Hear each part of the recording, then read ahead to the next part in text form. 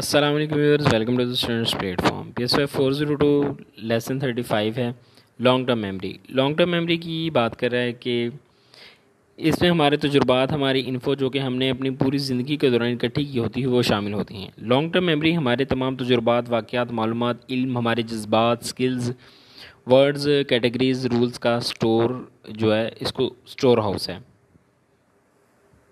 Division of long term memory. Long term memory की division, पहले सबसे इसके अंदर यहाँ पे सिमेंटिक मेमोरी है।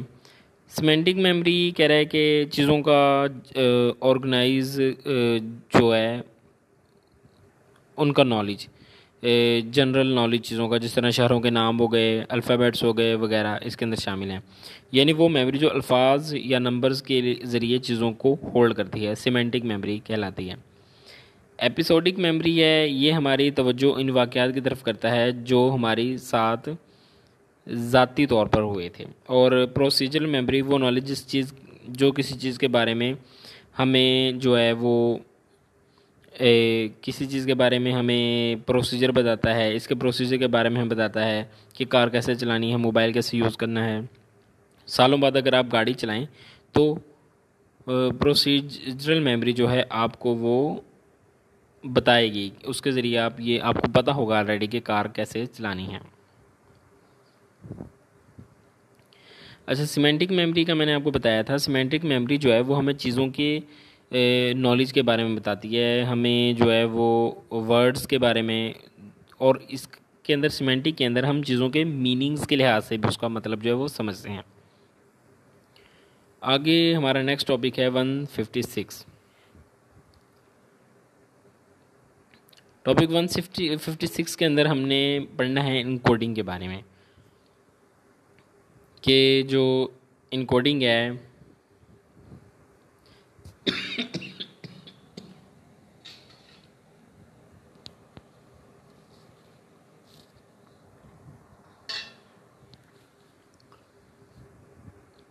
इसमें हम देखते हैं कि हम इन्फो को, एनकोडिंग की बात कर रहे हैं कि हम इसमें देखते हैं कि हम इन्फो को किस तरीके से लॉन्ग टर्म में स्टोर करते हैं।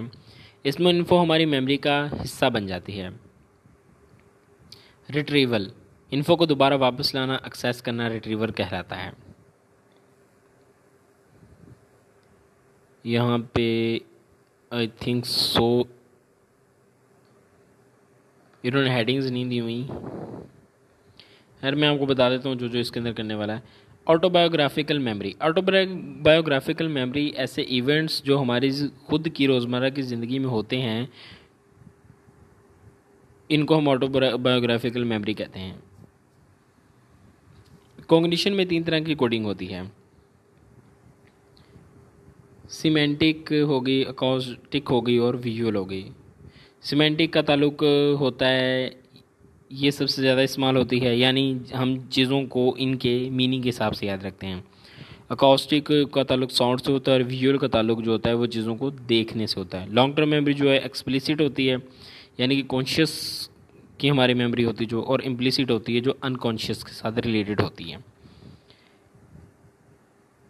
यहाँ पे हम टॉपिक 157 में रिहर्सल की टाइप पढ़ेंगे। रिहर्सल का मैंने आपको बताया था कि इसके अंदर हम क्या करते हैं, चीज़ों को याद रखते हैं, बार बार रिपीट करते हैं, दोहराते हैं, ताकि वो हमारी लॉन्ग टर्म मेमोरी का हिस्सा बन जाए। रिहर्सल की टाइप्स के अंदर क्या, मेंटेनेंस रिहर्सल है। इसके ज़रिए हम शॉर्ट टर्म मेमोरी के लिए चीज़ों को, नंबर वगैरह को दोहराते हैं। और एलोबोरेटिव रिहर्सल जो है नेक्स्ट, इसके अंदर कह रहा है कि इसमें हम चीज़ों को दोहराने के साथ साथ इसके मतलब मज़ीद इन्फो के बारे में भी सोचते हैं, या साथ साथ इसके मीनिंग के बारे में भी सोचते हैं। इस तरह ये जो इन्फो है हमारी लॉन्ग टर्म का हिस्सा बन जाती है। फर्जेस और Robert give the idea of level of LOP, level of prescribing.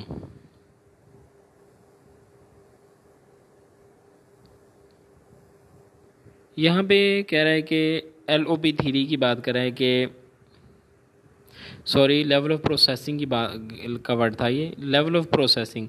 LOP theory भी कहते हैं इसको, लेवल ऑफ प्रोसेसिंग थ्योरी भी कहते हैं।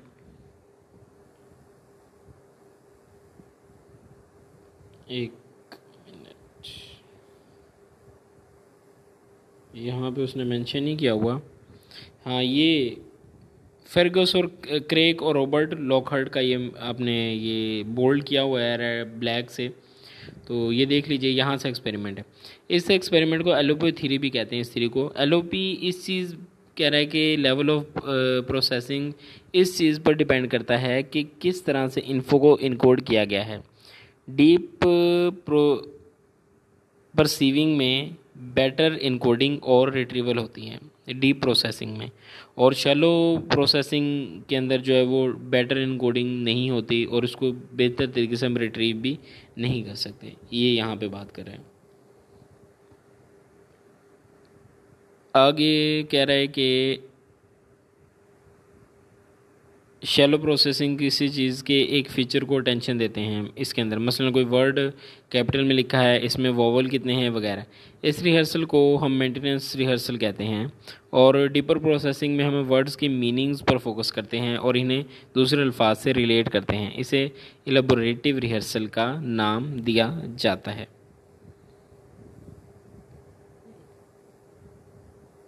आगे यहाँ से देखते हैं, टॉपिक 158 है लोकेटिंग मेमोरी इन ब्रेन। हेब ने 1948 में आइडिया दिया था कि साइनेप्टिक लेवल पर जो चेंजेस आती हैं, जहाँ पर सिग्नल्स एक न्यूरॉन से दूसरे न्यूरॉन तक ट्रैवल करता है, वहाँ से मेमोरी शुरू होती है।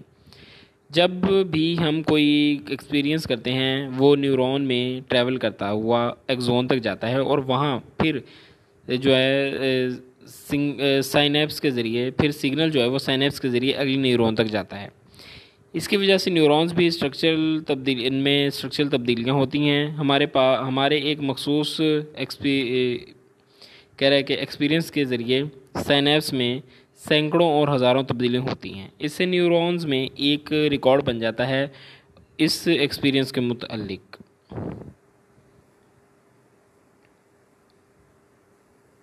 आगे यहाँ पे कह रहा है कि हम कंसोलिडेशन को देखेंगे। ये सारा मैंने आपको बयान कर दिया जो भी था इसके अंदर बयान लिखा गया था। कंसोलिडेशन क्या है कि process that transform memories more permanent state, ताकि वो किसी किस्म की डिस्टर्बेंस की वजह से लॉस ना हो सके। नेक्स्ट टॉपिक 159 है। इसके अंदर कह रहा है कि द सेपरेशन ऑफ एपिसोडिक और semantic memories, neurophysiological evidence from patient with brain damage. Episodic का आपको पता है कि जिसका ताल्लुक हमारे लाइफ के इवेंट से होता है, और सिमेंटिक मेमोरी का ताल्लुक होता है मीनिंग के फैक्ट्स, चीज़ों के मीनिंग से, उनके फैक्ट्स से। ये दोनों एक दूसरे से कैसे मुख्तलिफ हैं इसका पता इन लोगों से चला जिनके ब्रेन को डैमेज जो है वो किसी वजह से डैमेज आया था। कह रहा है कि केसी एक बंदा जिसकी उम्र 30 साल थी, रोड एक्सीडेंट में इसके ब्रेन का हिप्पोकैम्पस और इसके इर्द गिर्द का एरिया डैमेज हो गया।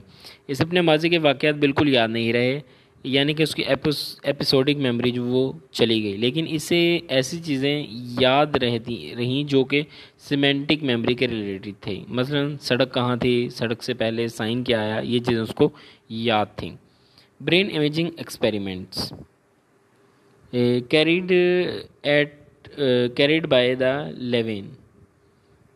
इसमें लोगों के अपने पास डायरीज़ रखी जिसमें उन्होंने अपने रोज़मर्रा के वाक़यात बयान किए और कुछ फैक्ट्स जो कि सिमेंटिक मेमोरी से आए थे वो लिखे। और उसके बाद कह रहा है कि जिनको इनके लिखे गए इवेंट फिर जो हैं इनको इनके लिखे गए इवेंट्स जो हैं वो टेप रिकॉर्डर की मदद से सुनाए गए। इन्हें सिर्फ अपने ज़ाती वाक़यात और तजुर्बात याद है, लेकिन जब उन्होंने वो रिकॉर्डिंग सुनी जिसमें फ़ैक्ट्स थे तो इन्हें सिर्फ सिमेंटिक फैक्ट याद है। एपिसोडिक मेमोरी लॉस्ट हो सकती है और लेकिन सिमेंटिक मेमोरीज ज़्यादा देर तक रहती है। मसलन मुझे ये तो याद है कि मुझे ABC किसने और कब सिखाई थी, लेकिन मुझे ये नहीं याद कि मुझे ABC कब और किसने सिखाई थी, लेकिन मुझे ABC याद है। यानी सिमेंटिक नॉलेज ज़्यादा देर तक रहता है, इसके साथ जो तजुर्बा है वो चाहे हमें भूल भी जाए।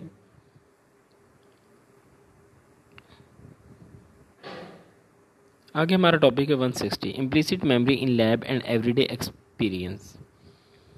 इसके अंदर हम यहाँ पे कह रहा है कि implicit memory is conscious memory और एक्सप्लिसिट मेमोरी जो है वो हमारी कॉन्शियस मेमोरी होती है, और इम्प्लिसिट जो होती है वो अनकॉन्शियस की मेमोरी होती है। इम्प्लिसिट मेमोरी हमारी किसी टास्क को करने की जो है हमारी परफॉर्मेंस को इन्फ्लुएंस करती है।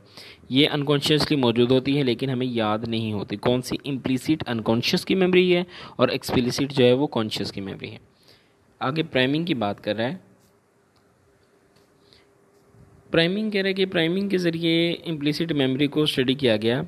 प्राइमिंग में एक स्टिमुलस दिया जाता है जिसके ज़रिए बिहेवियर को की स्पीड को कम या ज़्यादा किया जाता है। एक वर्ड बर्ड को दिखाया गया, इसे काफ़ी देर बाद जब वो आप बर्ड भूल चुके थे दोबारा यही वर्ड जो है बर्ड दिखाया गया, तो आपका रिस्पॉन्स रेट पहले से बढ़ चुका था। आपको ये याद नहीं था कि आपने पहले भी ये वर्ड देखा है, लेकिन ये आपके अनकॉन्शियस में स्टोर हो चुका था। ये एक्सपेरिमेंट जो मैंने बताया वो यहाँ पे बयान कर दिया इन्होंने। Implicit memory in everyday experience.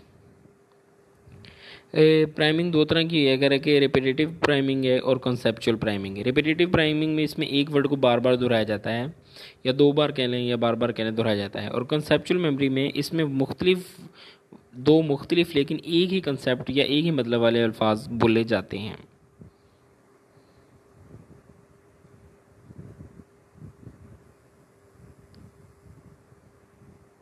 कह रहे हैं कि expert on patient with amnesia, याददाश्त, एमनीजिया कहते हैं जिसकी याददाश्त में ख़राबी होती है।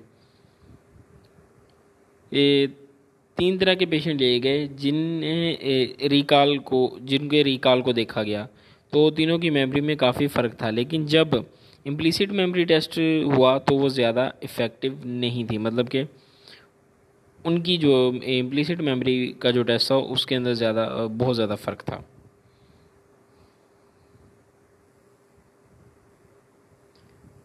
Implicit memory in everyday experience. Advertisement, किसी चीज़ का ऐड देकर हम भूल जाते हैं, लेकिन जब वो चीज़ जो हमारे सामने आती है तो हम उसे बेहतर रेट करते हैं, क्योंकि इसका इश्तहार ऐड हमारी इम्प्लिसिट मेमोरी या अनकॉन्शियस में मौजूद रहता है। आगे है प्रोपेगेंडा इफ़ेक्ट। प्रोपेगेंडा इफ़ेक्ट कहते हैं कि जिन चीज़ों या स्टेटमेंट को आप पहले सुन या देख चुके होते हैं, यानी अगर रेटिंग करवाई जाए उसकी तो आप इसे सच या ठीक मानते हैं सिर्फ इसलिए कि वो आपने पहले सुना या देखा होता है। इसमें इम्प्लिसिट मेमोरी यानी अनकॉन्शियस की मेमोरी जो इन्वॉल्व होती है। आई विटनेस टू क्राइम हम नेक्स्ट लेसन में दोबारा डिस्कस करेंगे डिटेल से। तो जल्दी मिलते हैं अपने नेक्स्ट लेसन 36 के साथ। टिल देन टेक केयर, अल्लाह हाफिज़।